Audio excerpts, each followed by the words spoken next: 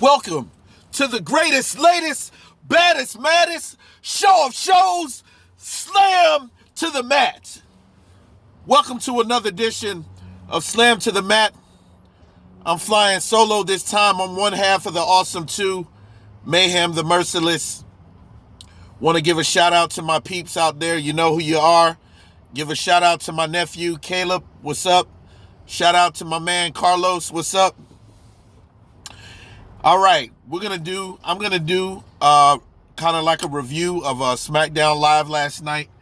It was a great show, and from start to finish, it was really a great show. We're about to head to Fastlane on the 21st of March, and there were a lot of good matches, and just the overall show of Smackdown Live, top to bottom, was awesome. And WrestleMania, we're about a month, maybe about a month and a half away. So this is the time where these wrestlers are getting fired up. The storylines are getting spicy, and it's just fun to watch. Okay. You see, I have here my Universal Championship belt, like Roman Reigns. Daniel Bryan came out to open the show in front of the Thunderdome, and I tell you, Daniel Bryan, this was a different Daniel Bryan, and a Daniel Bryan that a lot of us are familiar with in the past. He's going after Roman Reigns. He wants to challenge for the belt, and he made mention that perhaps it could be his last time. And after hearing the news that he and Edge would pair up in a tag team match against Roman Reigns and Jey Uso in Fastlane, that didn't sit too well with Daniel Bryan. He took offense to it, saying that no one ever came to him and asked him about that match. And also, he kind of took offense to the fact that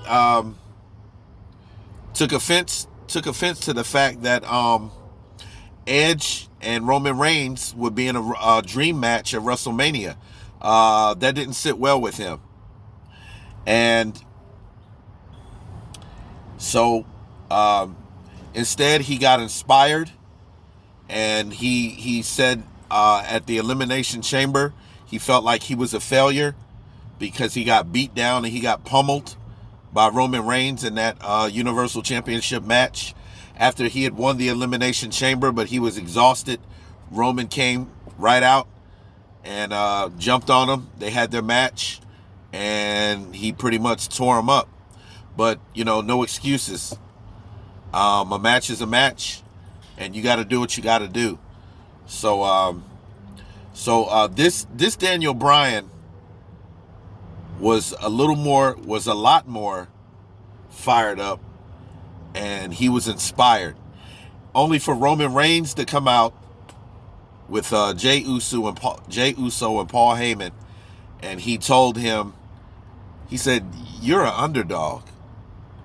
You're a little guy around here." The head of the table said that. And he also said, "SmackDown needs me. Jey Uso needs me. Paul Heyman needs me. But you need SmackDown." Those are the words of Roman Reigns, the head of the table, the tribal chief. So, but Jey Uso snatches the mic from Daniel Bryan and says, "You know what? You got to go through me in order to get through Roman Reigns." So what makes you think? And Daniel Bryan slugged Jey Uso in the face, threw him out of the ring, and Roman Reigns just kind of looked, stared at him, and walked off. And that would set up the match later in the night, and I'll get to that a little later. A steel cage match between Daniel Bryan and Jey Uso. So I graded that an A+.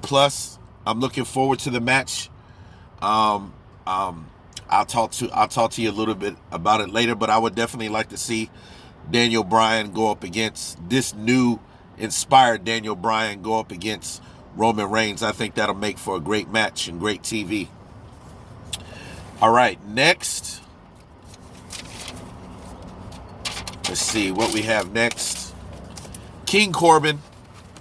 King Corbin involved in a storyline with Sami Zayn. And you know Sami Zayn has these stupid cameramen following him around. And he's doing these dumb documentaries of himself that doesn't make sense. And he still claims the Intercontinental title, which he does not have, which is now held by Big E, who beat him.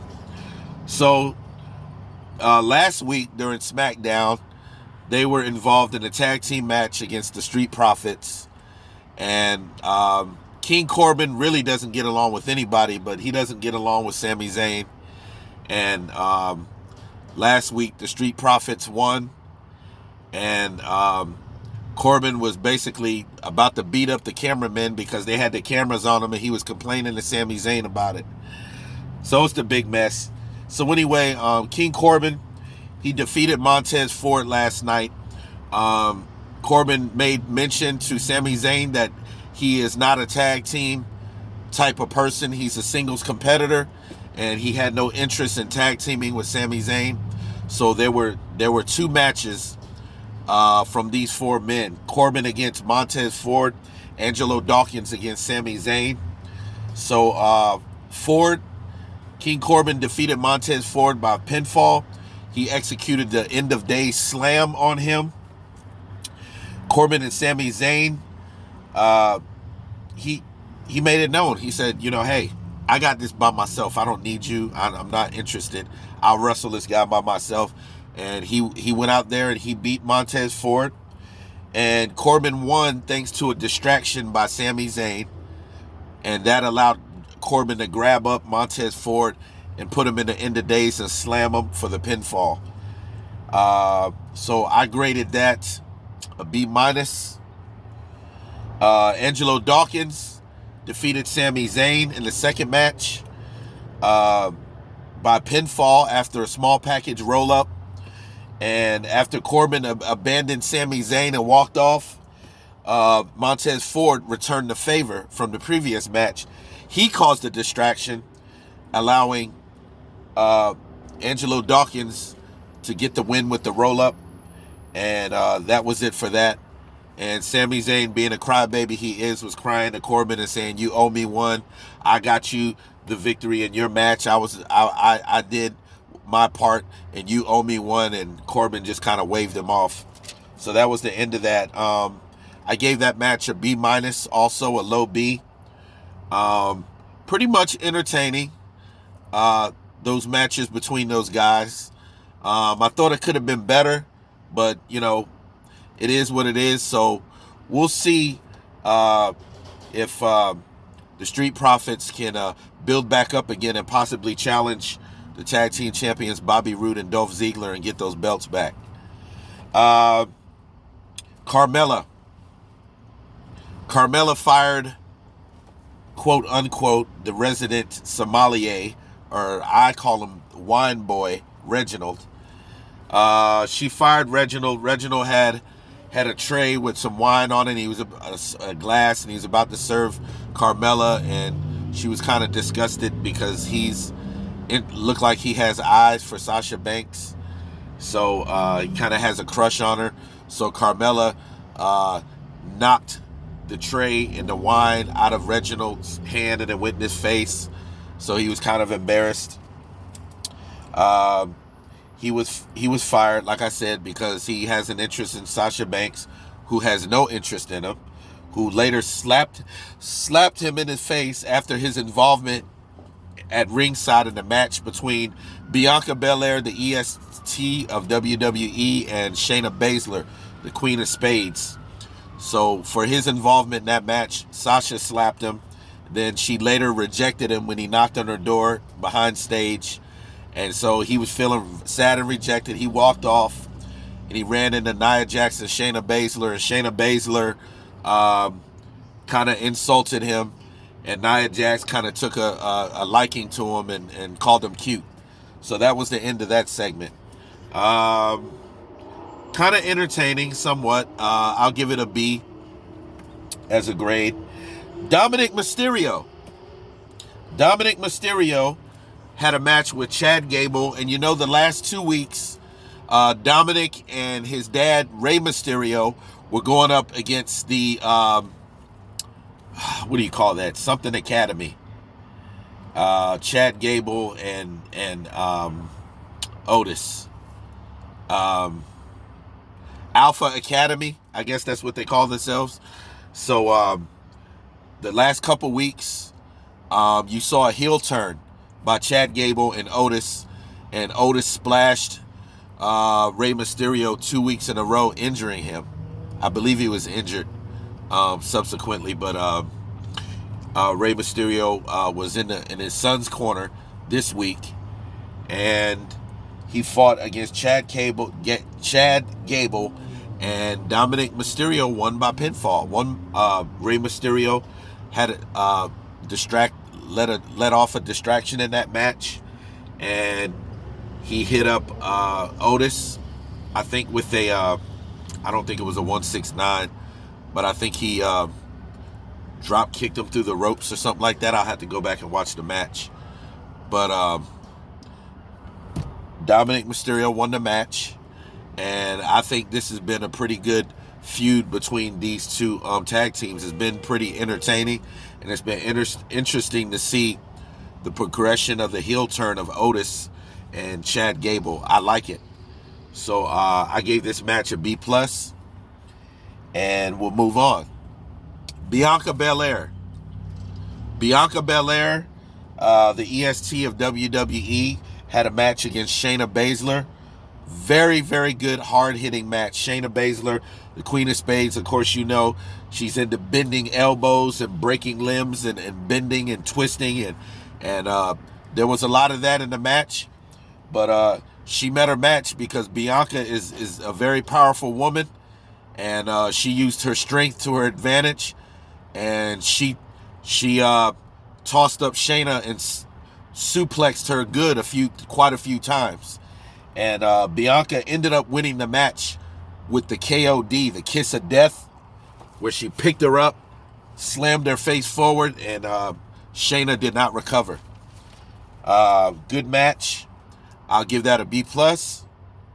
And I'm actually a fan of Bianca Belair. I want to see her. Of course, you know she's going to be going up against Sasha Banks at WrestleMania.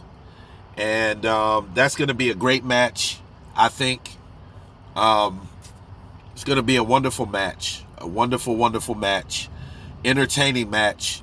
And I'm rooting for Bianca. I would like to see her win her first WWE Smackdown Women's Championship. I would love to see that and see the era of Bianca Belair be ushered in at WrestleMania. And I believe that she's going to beat Sasha. I'm going to go on record and say now, make a prediction that Bianca Belair will beat Sasha Banks at WrestleMania. Cesaro went up against Murphy. He defeated Murphy by submission with the sharpshooter. He also put the Cesaro swing on Murphy, so I'm pretty sure he was dizzy like he did last week. Of course, you know Cesaro is in a battle with Seth Rollins, and I have Seth Rollins on my shirt here, as you can see. So Seth Rollins against Cesaro. Embrace the Vision. He wears that glove in his right hand. Embrace the Vision. And of course you saw he attacked Cesaro a few weeks ago when all the superstars were surrounding the ring and Seth returned. They all abandoned him. Cesaro was there mocking him, and he turned his back to walk away, and Seth attacked him from behind, beat him down pretty good. Last week Cesaro got a little payback, a little revenge, and Seth was trying to talk to him and offered to manage him and take him to the top, and asked him to embrace the Vision, which Cesaro of course declined. And Cesaro gave him a quick cheap shot, and he took Seth around for a whirl, put him in the Cesaro swing, and got him. This week, Seth Rollins was at ringside at the commentator's table with Michael Cole and watching the match between Murphy, who ran into Seth backstage earlier in the night, and he offered to take care of Cesaro for him, but Seth blew him off. So it was a pretty hard-hitting match. Cesaro, of course, is the Swiss Superman, very strong, very physical. Murphy is an up-and-coming wrestler, very dynamic. He has an aerial attack, so that was a heck of a match, and he ended up winning with the sharpshooter. And I gave that match a C. I thought it could have been better. It was a short match. I like to see them wrestle again. I think it'll be pretty entertaining between the two. So I look forward to that. And I also look forward to the ongoing feud between Seth Rollins and Cesaro to see how that turns out. And that'll be interesting in the coming weeks. Wow. Apollo Crews. The new Apollo Crews, the recently heel-turned Apollo Crews, and I believe it was a long time coming. I'm actually glad to see him get a character change, because the old Apollo Crews, the smiley Apollo Crews, was not getting anywhere. He did win the U.S. Championship when he was in Raw. He did win the U.S. title to win his first title, major title in the WWE. Then he was traded to Smackdown, and after weeks of losing to Big E and challenging him for the Intercontinental title, Big E pretty much made a mockery of him, saying that, you guys are wasting my time putting this guy against me. I keep beating him over and over. And after weeks and weeks of frustration, Shinsuke Nakamura wrestled Apollo Crews for the first time a couple weeks ago. And Apollo Crews made it known that he was turning heel, and he attacked Shinsuke, slammed him against the padded board on the outside of the ring. Big E tried to intervene. He turned his back on Apollo Crews. Apollo Crews attacked him, hit him with the ring steps, pummeled him in the ring, threw him out, threw the ring steps on him again, and they carried Big E out on the stretcher. So Apollo Crews pretty much at that time made it known that he can't take anymore, and he's not going to take anymore. And he's not going to beg for an Intercontinental Championship. He's going to demand it by all means necessary. And you saw what all means necessary means, because he attacked Big E and Shinsuke. He beat Shinsuke Nakamura again last week, pinned him this time for the pinfall victory, and attacked him after the ring. So Apollo Crews now came out to do a promo, and now he is embracing his Nigerian roots. So he comes out with this sword that looks like a shovel. It's a spear. It looks like a shovel. So I don't know if he was going to stab somebody with it, or if he was going to dig a hole and bury his dog or something. But he comes out with these two military guards. They come out to the ring, and he has his spear in his hand, and he has his green and white attire, his Nigerian attire. And he cut a promo about how he has embraced his Nigerian culture, and he talked about that the way he came out with this accent for the first time. He has a Nigerian accent now, and said that he's always talked like this, which is a lie, because he didn't before. So, liar, liar, pants on fire. So he talks about his heritage, and talks about his upcoming, and talks about how his dad told him different stories, this and that and this. And it was kind of interesting, because he says that he is no longer going to beg for an Intercontinental title match. he's going to demand it. So, in other words, he's going to do what is necessary to get himself a title match. I like this heel turn by Apollo because I think this will boost his career for one. But being a babyface, it didn't serve him well. Even though he did win the U.S. title, but that was short-lived. Bobby Lashley won it from him. Bobby Lashley, who is now the WWE champion. And Matt Riddle is now the United States champion. So, with that said, like I said, Big E is coming back next week on Smackdown. And this is going to make for a very interesting feud right here. And it's already going to be heated. So you know Big E is going to come back with looking for revenge. So this is going to be a heated feud that I'm very, very looking forward to. And so I graded that I graded it an A-. I like what I see. And I think this will be a great match between the two, even at WrestleMania. I think it'll be a great match. Last but not least, the main event, Daniel Bryan against Jey Uso. Daniel Bryan won the match by submission, by the Yes Lock. It was a hard-hitting match. These guys were slamming each other into the fence, climbing on the top rope, climbing on the top of the cage, trying to get out, knocking each other back down, slamming each other's head into the metal. The steel cage match is a very dangerous match. This match not only makes careers, but it breaks careers. And two men go in the ring one way and they come out changed another way. Nobody ever comes out the same in a steel cage match. Each man was driving each other's face into the steel cage and slamming their bodies into the steel cage. It quickly turned into a brawl between Daniel Bryan and Jey Uso.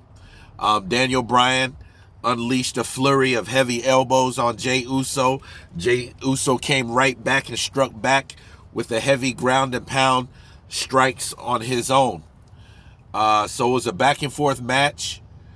Daniel Bryan with some nice drop kicks on Jey Uso. He even worked his arm over to put pressure on his arm. Jey Uso dropped Daniel Bryan with a Samoan drop 20 feet up on the steel cage. It was just a great match. It was a grueling, hard-hitting, physical match between the two that was back and forth. And I gave the match an A+. That was my grade. Daniel Bryan finally trapped Jey Uso in the Yes Lock in the middle of the ring. Jey Uso was scrambling and crawling to get under the rope, which he did for a rope break, but there were no rope breaks in this match. So he was forced but to tap out. As Roman Reigns looked on in disgust, Daniel Bryan wins the match and he earns the right to wrestle Roman Reigns for the Universal Championship at Fastlane on March 21st. And it'll be a good match between the Tribal Chief and Daniel Bryan. So I look forward to it. And that's going to be a great match. So with that said, thank you for joining once again that show of shows, that Much Watch TV, Slam to the Mat. I am your host, Mayhem the Merciless, giving y'all a shout out, and I'll see y'all next time. Peace.